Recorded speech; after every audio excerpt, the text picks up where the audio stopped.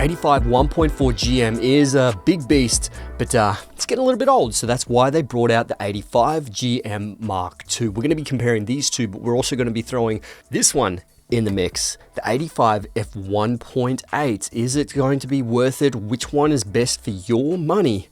Let's check it out. So the Sony 85 f1.4 GM Mark I has an aperture range of f1.4 to f16. It has 11 elements in 8 groups. It's got an 11 aperture blade diaphragm. It's got a minimum focusing distance of 0.8 meters. It has a front filter thread of 77 millimeters, and it weighs a total of 820 grams. Now the newer 85 f1.4 GM Mark II has the same aperture range of f1.4 to f16. It's actually got 14 elements in 11 groups. It has the same 11 aperture blade diaphragm. It's got the same minimum focusing distance of 0.8 meters, the same front filter thread of 77 millimeters. It is much lighter at 642 grams. And it also comes in at a price of $17.99 US. And it does start shipping on the 9th of September.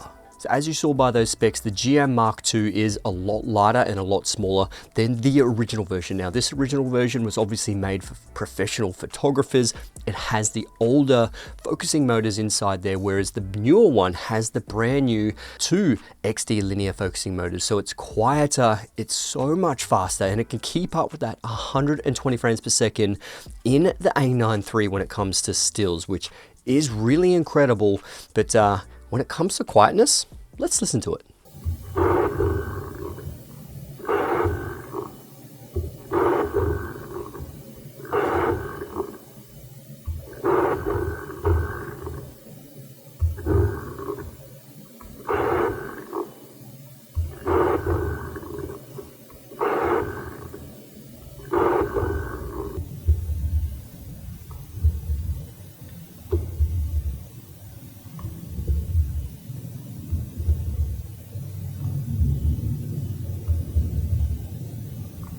So it's clearly evident that the GM Mark II is far quieter. You can't actually hear it when it's on the on-camera microphone, and that was the last issue with obviously the GM Mark I. You can hear it when you have a microphone on top of your camera, which obviously is not good, but you can also see the autofocus performance when it comes to tap to focus.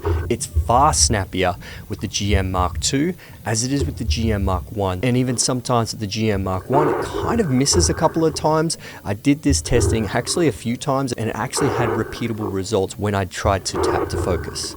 And as expected, the 85 f1.8 is super silent and super fast when it comes to autofocus. It was always my choice over the 85 GM Mark I, but now with the 85 GM Mark II, it's very comparable when it comes to speed and autofocus noise performance. But the GM Mark II has XD linear focusing motors, so it is linear focusing pull when it comes to manual focus pulls compared to the older focus systems. Now let's talk about image quality. Now this is one upgrade that I am looking forward to, because this one was, optically sharp. It was pretty decent, but there was a lot of chromatic aberrations when you did have high contrasting edges, and this is claimed to be obviously a lot better controlled when it comes to that chromatic aberration, and it's meant to have better edge-to-edge sharpness, so let's check it out. So before we get into the lens testing chart, this is a little motivational video that I shot with the 50mm f1.2, but also with the 85 GM Mark II.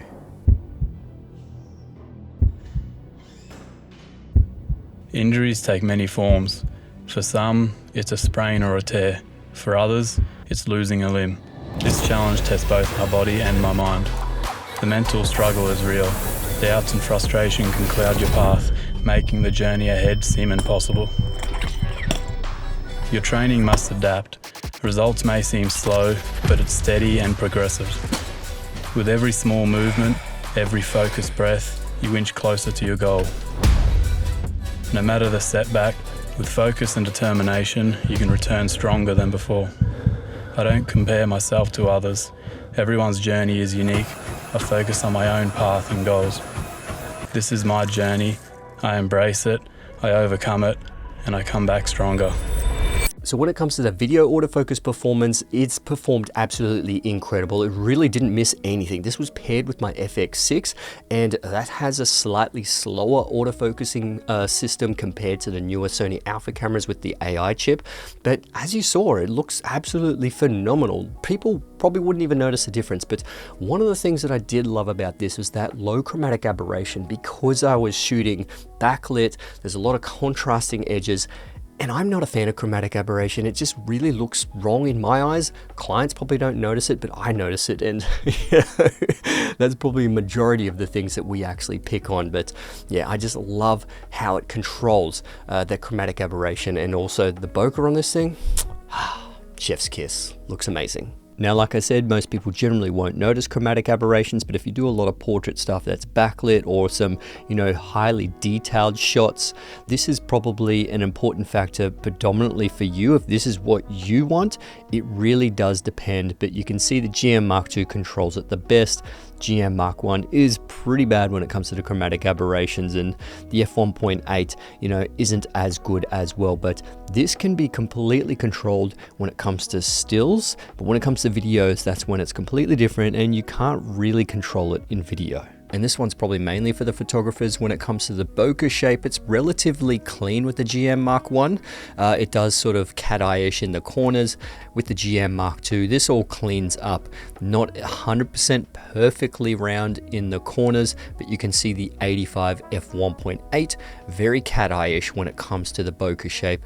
Not necessarily round, and probably if you're looking for nice, smooth, round bokeh, the GM gives you that. Now look, the overall design is pretty similar, but the main thing that you do see is an extra custom button, which is actually on the top of the body, but also just that iris lock as well, which we're starting to see with a lot of the GM lenses. And I love that iris lock because sometimes you accidentally flick that aperture ring into f16. It's quite annoying. Just leave it at A and lock that iris. So it's a really good feature that I absolutely love. But when it comes to this overall design, they're just trying to make it look a little bit more consistent with the 24, 35, the 50 f1.4 lenses. And obviously this is the new 85 f1.4. So they've got the whole lineup of the 1.4 lenses with the primes. Now, I don't want to spend too much time here pixel peeping on the image quality chart, but the GM Mark I in the center is pretty sharp, good contrast. Out in the corners, it seems to be pretty sharp as well. Even if you do stop it down to 1.6, 1.8, it gets even sharper. But it does seem like the GM Mark II in the center and out to the corners is pretty much tack sharp, optically perfect, and pretty much very equal to the f1.8 in the GM Mark I. And the 85 f1.8 is really sharp in the center and out to the corners. You can see a bit of the fringing on the corners of the letters. So I guess take these results as you would. Now, when it comes to the flaring, it's relatively similar. It does seem like the GM Mark II does perform a lot better, or at least a little bit better than the GM Mark I.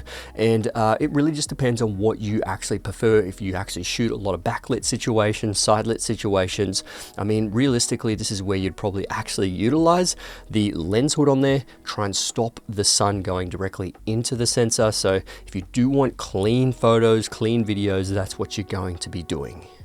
Now look, is the Mark II worth it over the Mark I? Well, obviously it's a lot smaller, it's a lot lighter, it's better image quality, it's faster, and it's just an overall better lens. But if you have other lenses like say the 50-1.4 or 50-1.2, the 85 is very close to that focal length. You really have to consider, do you actually need that focal length, or can you go that one step up and go that 135 GM lens instead when it comes to portraits?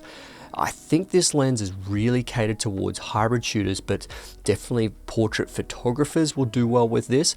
But also, just getting in those really nice tight videography shots is obviously handy. And just, people like me who love using prime lenses. I've got the 24, I've got the 35, the 50-1.2, and the older 85 GM Mark I. And look, if you are on a bit of a budget, the Sony 85 f1.8, as you saw, is still a phenomenal lens. There is a little bit of focus breathing, chromatic aberration. It's not optically as perfect as the GM Mark II, but for most people's situations, you can get away with it. But if you do have a little bit more money, obviously 85 GM Mark II is a brilliant buy. Will I pick this up? I don't think so. It's probably not for me because the 51.2 does pretty much everything I need it to. If I do need to go a little bit closer, I just step in a little bit closer. But if I didn't have the 51.2, that's probably where I would pick up the GM Mark II. So anyway, see you guys in the next one. Let's get it.